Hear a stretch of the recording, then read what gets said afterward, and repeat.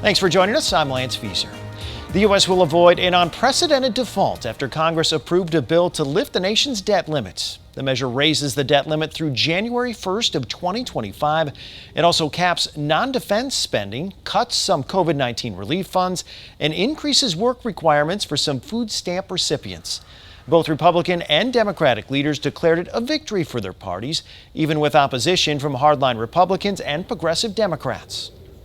But sitting with one House, with a Democratic Senate, and a Democratic president who didn't want to meet with us, I think we did pretty dang good for the American public. We've saved the country from the scourge of default, even though there were some on the other side who wanted default, wanted to lead us to default.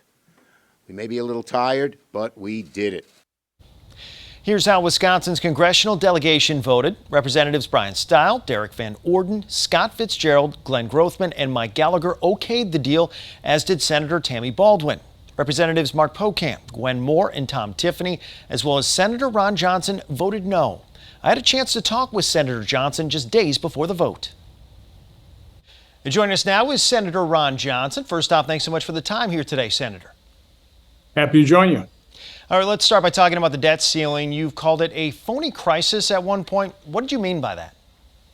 Well, we have more than enough revenue coming to the federal government to service our debt, to pay off Social Security, probably to cover all Medicare. It's a matter of responsibly prioritizing the debt. So unfortunately, the Biden administration, Treasury Secretary Yellen would not be willing to do that. So they create these phony crises to force action to continue to spend money we don't have. Now, Democrats have criticized Republicans by saying there wasn't this hardline stance on budget cuts related to the debt limit during the Trump presidency. So how much responsibility do Republicans have for creating this situation? Well, there's no doubt there's big spenders in both parties, but primarily it's Democrats that could care less about the fact they're mortgaging our kids' future. And unfortunately, Republicans haven't figured out a way to limit the growth. But from all I can really do is speak for myself. This is why I ran, is we're mortgaging our kids' future. We're a little under $32 trillion in debt. As soon as this deal gets passed, we'll jump past $32 trillion because they'll fill up those accounts they've been using to avoid this date. And then there's no end in sight. I mean, the Biden administration, they wanted $6.7 trillion in additional spending. They're projecting they'll have the debt up to over $50 trillion by the end of 10 years. So this is completely out of control. It's unsustainable, but we're not serious about instituting real fiscal controls when we increase the debt limit. So following up on that, do you support this compromise that was struck here between the president and Speaker McCarthy? No, I don't. We don't talk very many numbers here, so let me just give you a few. Prior to the COVID recession, in 2019, the federal government in total spent $4.4 trillion. As a matter of fact, it was in 2002 where we first started spending over $2 trillion. During the COVID crisis, we spent 6.5, 6.8. Last year, we spent $6.3 trillion.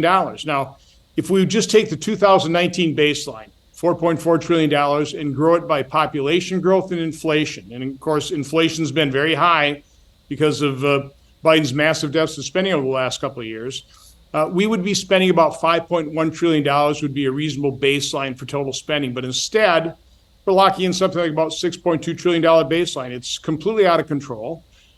We need to get serious about this, but we're not getting serious. You're not the only Republican criticizing this deal, so how unified do you think the party is these days? I don't think we are particularly unified. We certainly were unified behind the original House bill. And, Senate conservatives were working with House conservatives. We saw how far they came in terms of compromising just to get to the point where they were willing to vote for a bill in the House. To me, that was pretty much the bare minimum we should do in return for increase the debt ceiling. But the House bill increased the debt ceiling by about $1.5 trillion. This bill doesn't increase it by a dollar amount. It just suspends it to get by the 2024 election and allowing President Biden and his administration to rack up even more debt. So the House bill was responsible. We should have taken that up. We should have passed that. The House Oversight Committee investigating some claims against the Biden family. And that committee has threatened to hold the FBI director in contempt of Congress. Do you support that action? Well, first of all, he's refusing to turn over unclassified material. I had to subpoena Director Wray when I was chairman of Homeland Security. He slow-walked me. We didn't get the information that we had subpoenaed. I really didn't have much enforcement mechanism, but the House does. And so I do support them holding him in contempt. You've been a vocal critic of the Biden family. Do you have any hard evidence at this point of any direct wrongdoing by the president himself? We certainly know that he lied to the American public. We have all kinds of evidence of, I would say, criminal activity by Hunter.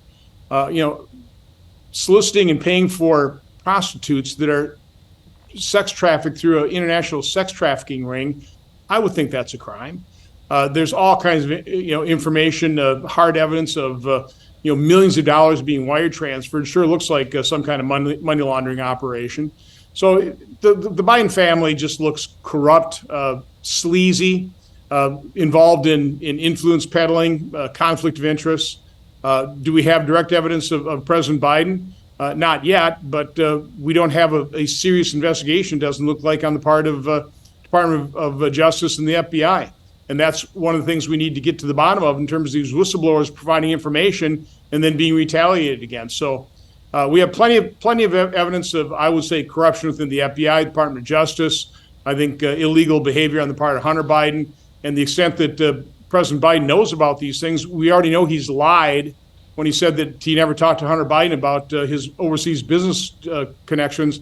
We have pictures of him with Hunter's business associates. So again, the president has lied. I wouldn't take anything he said. I would take everything he said with a huge grain of salt. I don't think he really believed the president of the United States. You recently said we need to stop impeaching every president. Does that mean you would not support any efforts by some of your Republican colleagues to impeach President Biden?